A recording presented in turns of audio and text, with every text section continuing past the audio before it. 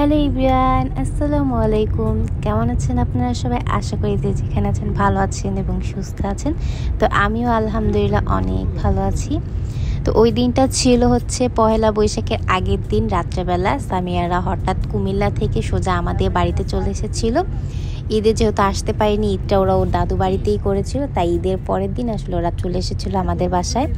আর আসার পরেই আমরা আসলে সবাই একসাথে গাড়ি নিয়ে বের হয়ে গিয়েছিলাম রাত্রেবেলা একটু ঘোরাঘুরি করার জন্য।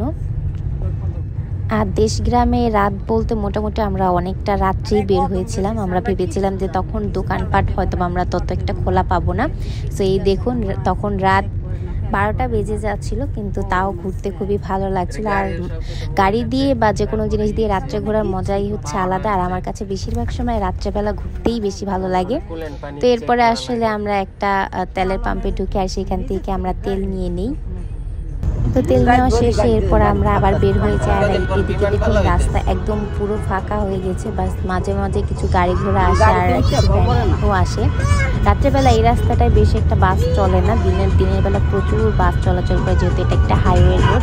তো এরপর আমরা দেখতে যেতে একদম শিল্পকলা একাডেমির সামনে চলে গেছিলাম। আর সেইখানেই দেখি মেলার প্রস্তুতি চলছে, যেহেতু পরের দিনই পহেলা বৈশাখ ছিল। একদম রাত থেকেই সব কিছু স্টল টল বসা শুরু হয়ে গিয়েছিল। আর আমরাই বোধহয় সর্বপ্রথম গিয়ে মেলা উদ্বোধন করছি। তো এখানে আমি সবাইকে বললাম একটু হাই দিয়ে দিতে, তো সবাই হাই দিয়ে দিচ্ছিল। আর ঢোকার পরে দেখি আচারের স্টল, তো অনেক রকমের আচার ছিল এখানে। তো আমরা হাঁটতে হাঁটতে আরেকটু ভিতরের দিকে যাচ্ছিলাম, তো দেখার জন্য যে ঠিক কতটুকু জায়গা নিয়ে মেলাটা হচ্ছে। আর এইখানটাতে সম্ভবত কালকে সাংস্কৃতিক অনুষ্ঠান হবে, এখানে আলাদা করে স্টেজ করা আছে। আর এই ভিতর দিকে হচ্ছে মেলা বসেছে। তো আমরা ভেতর দিকে ঢুকেই দেখি এখানে বালি দেওয়া হচ্ছিল মাঠে, যেহেতু রাত্রেবেলা প্রচুর বৃষ্টি হয়েছিল। পরের দিন সবাই যদি হাঁটাহাঁটি করে তাহলে আরও বেশি কাদা কাদা হয়ে যাবে। আর মেলাতে এসে যদি মরুলি না কেনা হয় তাহলে তো মেলায় কোনো ফিলিংসই হয় না। তো আমরা যেহেতু অনেক রাত্রেবেলা এসেছিলাম, তো অনেক দোকানই বন্ধ করা ছিল। সম্ভবত তারা দোকান সাজানোর পরে খাওয়া দাওয়া বা রেস্ট নেওয়ার জন্য বাইরে গিয়েছিল। আর কিছু কিছু দোকানপাট খোলা ছিল, আর কোনো খাবার দোকান ওইরকমভাবে খোলা ছিল না, শুধুমাত্র 2টা আচারের স্টল ছাড়া। আর এদিকে দেখুন অনেক রকমের খেলনা ছিল। আর ফুয়াদ যদি এগুলি দেখতো তাহলে ও কেনার জন্য বায়না করতো। আর ও ইদানিং গাড়ির জন্য এত পাগল হয়ে যায়, কি বলবো, তখন ওকে আর কোনো রকমভাবেই সামলানো যায় না। তো এখানে আসলে সবাই হাঁটাহাঁটি করে দেখছিল। আর প্রচুর বড় একটা জায়গা নিয়ে মেলাটা শুরু হয়েছিল। এই যে দেখুন এখানে বালি দিয়ে দিচ্ছে যাতে কাদা কাদা না হয়ে যায়। আর ওই সামনেও দোকানপাট ছিল, এই যে এখানে সম্ভবত একটা চশমার দোকান ছিল। এই যে দেখুন আমাদের ব্যাংক লাফ দিয়ে চলে এসেছে।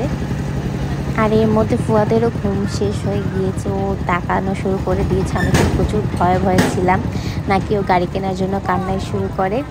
তো এই যে দেখুন সামিয়া আবার লাফ দিয়ে চলে আসছে। তবে ও যে কবাই লাফ দিয়ে আসছিল ছবি ভালো হচ্ছিল না, তো আমি পরে বললাম যে আমি যখন রেডি বলবো তো তখন তুমি লাফ দিও।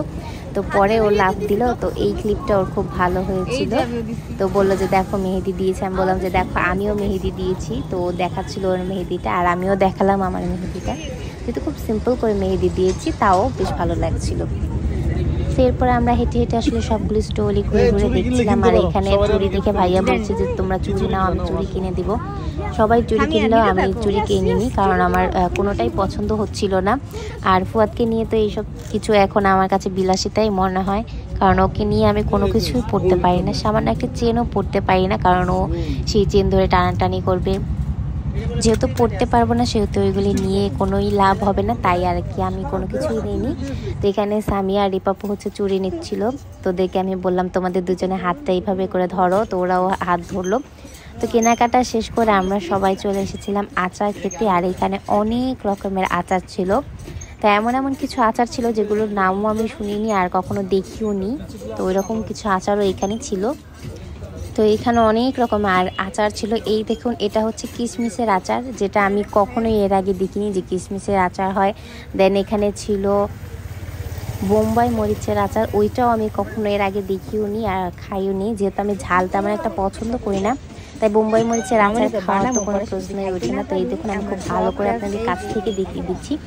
একদম মরিচগুলো পুরো গোটা গোটা ছিল, তো ওইটাকেই সম্ভবত ভেজে ওরা কোনো রকমভাবে আচার বানিয়েছে। তো এখানে আমরা সবাই যার যা পছন্দ মতো করে আচার নিয়ে নিয়েছি। তো ওরা এক একজন মনে হয় 2-3 প্লেট করে আচার খেয়েছে, 2-3 রকমের আচার ট্রাই করেছে, বাট আমি শুধুমাত্র এই চালতার আচারটাকেই ট্রাই করেছি। দেন আমাদের খাওয়া দাওয়া শেষ করে আমরা আবার চলে যাই, যেহেতু রাত অনেক হয়ে যাচ্ছে, বাসায় যেতে হবে। সবাই আবার গাড়িতে উঠে পড়ি আমরা। তো পরের দিন সকালবেলা ভাইয়ের গাড়িটা ধোয়া হচ্ছিল, আর এর মধ্যেই দেখি সামিয়ার আব্বু পানি দিয়ে দুজনের গায়ে ছোড়াছড়ি করছিল। তা আমি বললাম যে একটু দাঁড়াও ভিডিও করি, বাট ওরা তো ওদের মতো করে পানি ছোড়াছড়ি করতেই লাগছিল। তো এখানে দেখুন শেষে ও বলছে যে ওর আব্বুকে ভিজিয়েই ছাড়বে। তো ওর আব্বুকে যখন ও ভিজিয়েছে, তো ওর বাবা ওকে একদম পুরো গোসল করে দিয়েছে ভিজিয়ে।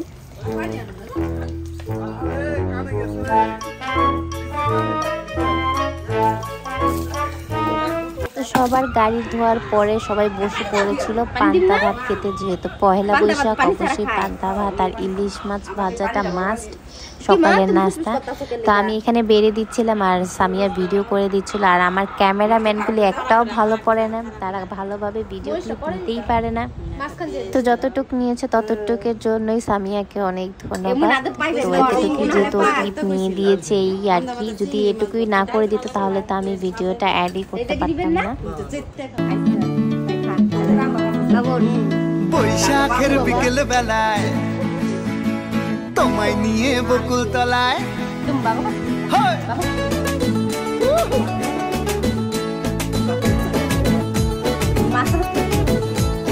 বৈশাখের বিকেল বেলায় তোমায় নিয়ে বকুল তলায় প্রেমের এখন গান শোনাবো। আর বৈশাখের বিকেল বেলায় তোমায় নিয়ে বকুল তলায় প্রেমের এখন গান শোনাবো। পাখিরা ডাকবে মনে রং লাগবে, পাখিরা ডাকবে মনে রং লাগবে, কিছু মিষ্টি মধুর স্বপ্ন সাজাবো, প্রেমের এখন গান শোনাবো।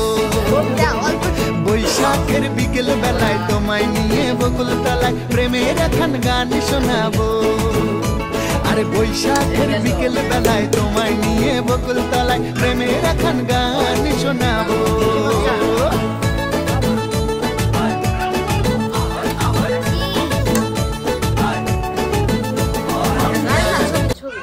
তো একে একে সবাইকে বেড়ে খাওয়ানোর পরে নিজেরা খেয়ে দিয়ে একদম রেস্ট নিয়েছি। তারপরে আমরা আসলে সবাই বিকালবেলা একদম রেডি হয়ে চলে গিয়েছিলাম ঘোরার উদ্দেশ্যে, একটু ঘুরতে যাব। যেহেতু পয়লা বৈশাখ একটু ঘোরাঘুরি না করলেই নয়। আমরা আসলে কোনো মেলাতে যাইনি, আমাদের বাড়ির পাশে একদম একটা রেস্টুরেন্ট ছিল, ওইখানেই গিয়েছিলাম। আর এদিকে সামিয়া একদম লাল টুকটুকে বুড়ি সেজেছিল। আর এদিকেই দেখুন এই যে আমি একটু চুলটা ছেড়েছি, বাট চুল ছেড়ে আমি যাব না, যেহেতু প্রচুর গরম, চুলটা আমি বেঁধেই নিব।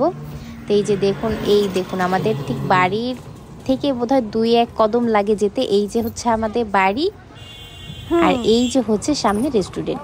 তো এখানে সামিয়ার আমি একটু ভিডিও করি। এইখানে এর আগে আমি একটা ভিডিও করেছি, বাট ওই যে আগেই বলেছি অলসতার কারণে আমার এখনো সেই ভিডিওটা আপলোডই দেওয়া হয়নি। তো যাই হোক, ওইটা যেহেতু এখনো অব্দি আপলোড হয়নি, আস্তে আস্তে হয়ে যাবে, তাই এখনকার ভিডিওটাই একটু তাড়াতাড়ি আপলোড দেওয়ার চেষ্টা করেছি।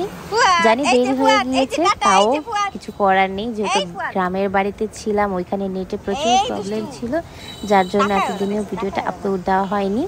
আর এখানে দেখুন ফুয়াদ একদম গাড়ি পেয়ে সে তো মহা খুশি, সে সবগুলি গাড়ি ধরছে, যেইটাকে তার ভালো লাগছে সেটার পিছনে সে দৌড়াদৌড়ি করছে।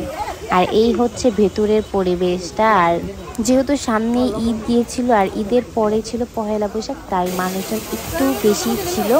আর ফুয়াদ বারবার এই ফাউন্টেনটার কাছে আসছে, যেহেতু এটা পানি দেখলে তো ফুয়াদ একদমই হিংস থাকে না। আর এই যে দেখুন উপর থেকেও একটু দেখিয়ে দেওয়ার চেষ্টা করে দিয়েছি আমি। That's my shit, that's my wave. Do it like that, then I repay. Don't be scared, I ain't afraid. Just like that, come my way. That's my shit, that's my wave. Do it like that, then I repay. Don't be scared, I ain't afraid. Just like that, come my way. Shit, that's যেহেতু রেস্টুরেন্টটা বাড়ির পাশেই ছিল, আর সেহেতু ওইখানকার সবাই হচ্ছে আমাদেরকে চেনে, আমাদের চেনা পরিচিত, তাই একদম ওনারের কেবিনে নিয়ে আমাদেরকে বসানো হয়েছিল। আর খাবারের ভিডিওটা কি বলবো, বাচ্চাদের নিয়ে গিয়েছি, খাবারের ভিডিওটা করা হয়নি। তো এখন আমাদের ওখান থেকে ঘোরাফেরা শেষ, আমরা এখন বাড়ি চলে যাব। আর এই যে সামিয়াকে বলছি লাস্টে একটু হাই দিয়ে বাই দিয়ে দাও, তো আসলে একটু বাই দিয়ে দিচ্ছিল। আর ওই দিন আবহাওয়াটা একটু অন্যরকম ছিল, তাই আমাদের চেহারাগুলো একদম হলুদ হলুদ লাগছিল।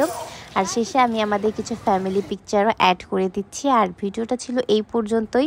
ভালো লাগলে অবশ্যই লাইক, কমেন্ট, শেয়ার এবং সাবস্ক্রাইব করে দিবেন। সো আল্লাহ হাফেজ।